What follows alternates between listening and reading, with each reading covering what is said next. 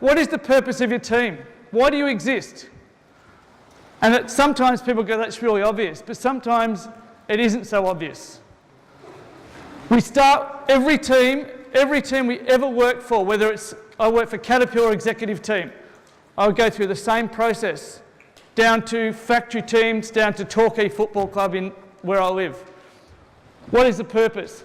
How would you or others describe the team now? And the best way in sport is to say, how would your opposition teams describe you now? What 3 words would they use? And again, I was working with Connor at the start of the year, and it was fantastic to hear how Munster, Leinster and Ulster would describe them. The boys come up with some good words and some not so good words. And I can see some smiles out there. But the truth is, once you start to frame it like that, you start to get a feel for, well shit, why would they describe us like that? How do you want to be described in an ideal world? And we call that your trademark, your team brand. And I've put, you may not be able to read it, but does anyone remember what Crossmarlin's trademark is? Or their team brand? It was nailed to the wall in 1996. Discipline, commitment, attitude. Built around club. Attitude, commitment and discipline. Because if we understand who we are, what we stand for, it becomes our stake in the ground. And then the challenge for us is, how do we behave like that? So the next question is, what behaviours do we currently see that stop us from being the best we can be, that stop us from being this team? What do I mean by a behaviour? What is a behaviour? Someone shout up. What's a behaviour? Yeah, what we do, something you see, it's an action. Do not let people get away with using words when we're talking about behaviours. How many football clubs, Gaelic, hurling clubs, Aussie rules, rugby, rowing, I've seen it all around the world. We've got commitment, we've got discipline, we've got all these things written up around the walls, but what does it really look like? And so keep saying, when people say a behaviour that's stopping us from being the best we can be is poor communication. Comes up every time. That's not a behaviour, is it? What does poor communication look like? Shut your eyes and think of the poorest communicator in the team. What do you see him doing? Avoiding difficult conversations. Not answering emails or conversation. So you start to work through it. What does it look like? Do not let people get away from defining the behaviours. Because what that means is if we start to clarify behaviours, then we can start to have honest conversations about performance. Because if your honesty may not be my honesty. So when you say, Murphy, that's not honest, I'll go, bullshit, how would you know? Particularly if I'm a senior player. Because I've got a bit more power than you. So start to clarify behaviours. And then on the opposite side of that, what behaviours must we display if we are to be the ideal team? And that's an easy one.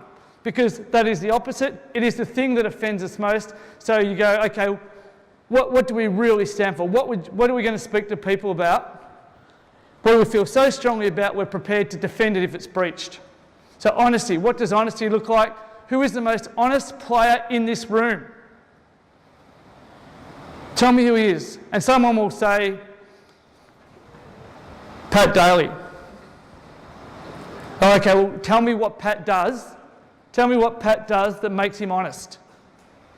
And they say, well, he delivers on his word. He always says it like it is, even if he knows it's going to offend you. He never cuts corners.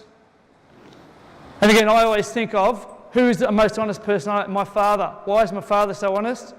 Because he always told me like it was, regardless. So what behaviours must we display if we are to be this team? What behaviours must we defend? And this is what these guys are doing. The leaders of their club are modelling the behaviours that represent those words.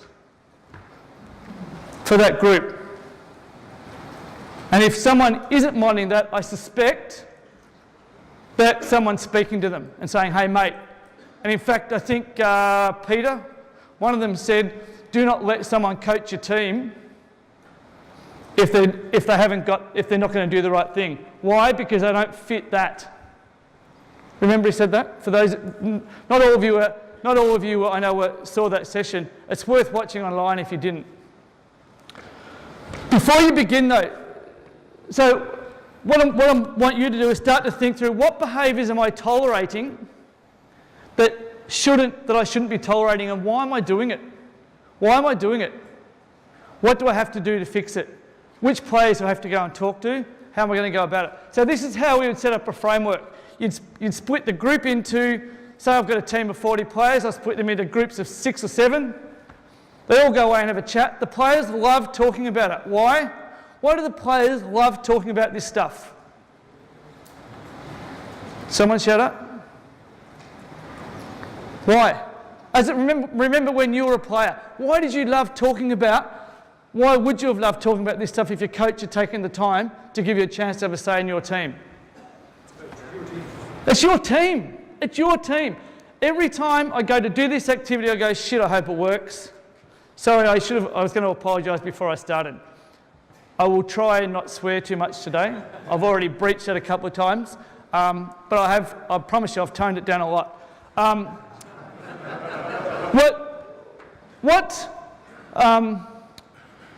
People care about their team, they're passionate about their team. And if you give them a say in saying what behaviours are acceptable or not, they won't come back with the wrong answers.